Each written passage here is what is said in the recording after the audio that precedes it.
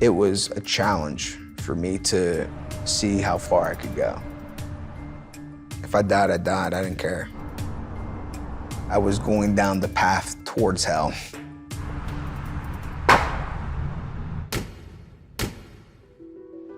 At his lowest, Brian Bolt was a petty thief, a military deserter, and a heroin addict.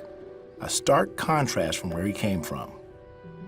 Brian grew up in a family that was the idyllic portrait of middle-class America. My dad was a great father. He worked, hard. I learned the value of hard work from him. My mother was a great woman. But to Brian, his parents' lives were boring and uninteresting. He craved excitement and looked for it in other people.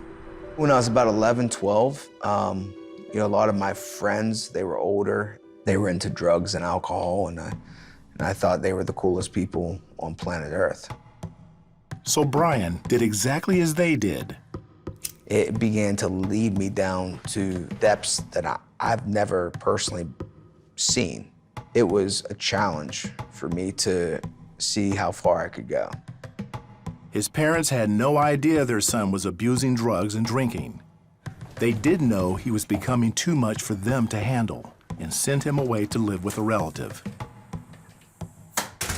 They hoped another environment would help. It didn't. I started to get into more trouble. I started selling drugs, stealing from people. I stole a friend's car. Then he had a moment of clarity. I knew I was going to end up in jail, so I decided to avoid that and go into the military. It was just what he needed. I didn't realize it at the time, but I thrive well in a disciplined environment. And he was thriving. He became part of a top-secret tactical group who spent hours playing war games in a think tank aboard an aircraft carrier. But when his ship would dock in San Diego, idle time would prove to be his downfall. So I had the whole day to do whatever I wanted. And I was still underage, so I would go down to Tijuana to drink. One weekend, he got so wasted, he didn't make it back to the ship.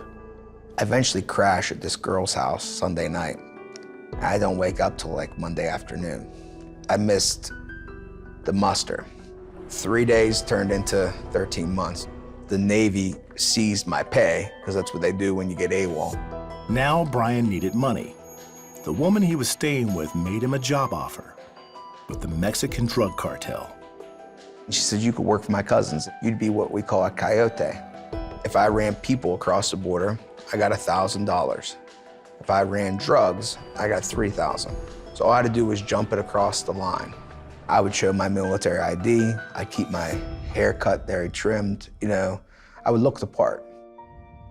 Meanwhile, back at home, Brian's mother prayed for her son. She would call and tell me, Brian, I'm praying for you. God has something special for your life. And she would say things like that, but I really didn't understand what that meant. I was like, yeah, right, whatever. He stayed in Tijuana over a year until his ego almost cost him his life. I lived like a king down there. I was making a lot of money. I kept getting worse on drugs. I was really prideful and cocky. I knew they were going to kill me, so I ended up leaving Tijuana. He ended up back in the States in a homeless shelter. And I remember these men coming in, and they came right up to me, and one of them said to me, are you hungry? I go, yeah.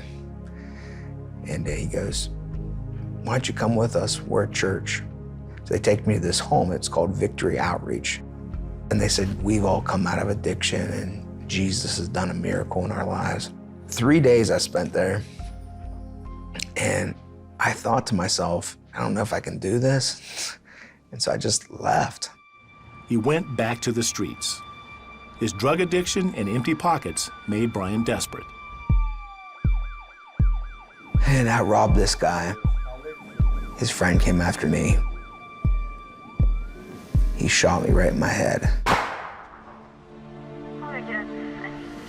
One of the paramedics said to me, son, you're going to die.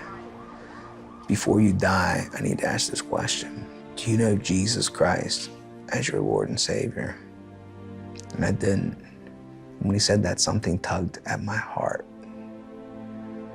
And I asked Jesus into my life in the back of an ambulance after being shot point blank in my head. He prayed for me and he said, "Do you want me to call anybody and let them know you're gonna die?" And I said, "Call my mother." He woke up a week later in a hospital in San Diego. During recovery, doctors prescribed painkillers, which only whet his appetite again for drugs. Brian was back on the streets, but this time he did something he had never done before. I said, "God, if you're real, help me." I said, "God, do you remember that house I was in with them real nice people? I want something like that." And maybe a couple days later, these men come right up to me. And they just start telling me that Jesus has this plan for my life. And they began to tell me more and more about Jesus. And I said, "Well, are you guys from a church?" They said, "Yeah, we're from a church." They said, "Our church actually has a bunch of churches." The pieces were now coming together, and he was finally starting to understand God's plan. There was this passion that came over me that I wanted to tell everyone about Jesus, that he could change everything. And it was just like that I didn't want drugs anymore. I didn't want that lifestyle, that I had something else to live for. That something else is City Reach Church in Pittsburgh, where he is pastor and facilitates leadership development. I feel like that man died, when I got shot. And I'm a new person.